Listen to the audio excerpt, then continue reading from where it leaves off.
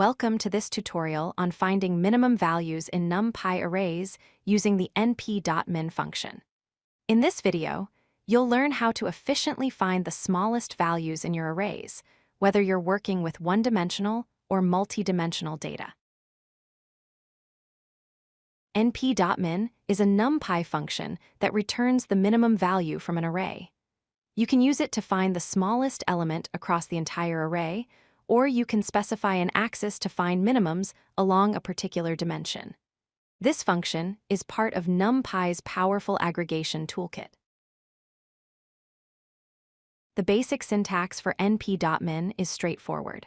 The function takes three main parameters: which is your input array; axis, which specifies the dimension along which to find the minimum and defaults to none; and keepdims, which is a Boolean that preserves the array dimensions and defaults to false. Let's start with a simple one-dimensional array example. We create an array containing the values 5, 2, 9, 1, and 7. When we apply np.min to this array, it scans through all the elements and returns 1, which is the smallest value in the array. When working with two-dimensional arrays without specifying an axis, np.min treats the entire array as flat. In this example, we have a 2x3 array with values 3, 8, 1 in the first row, and 4, 2, 9 in the second row. Calling np.min returns 1, the smallest value across all elements.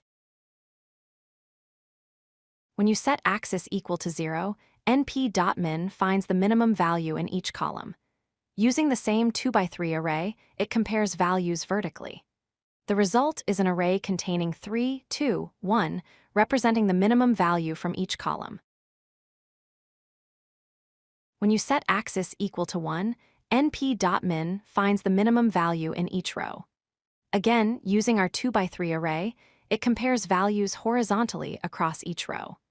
The result is an array containing 1 and 2, representing the minimum value from each row respectively.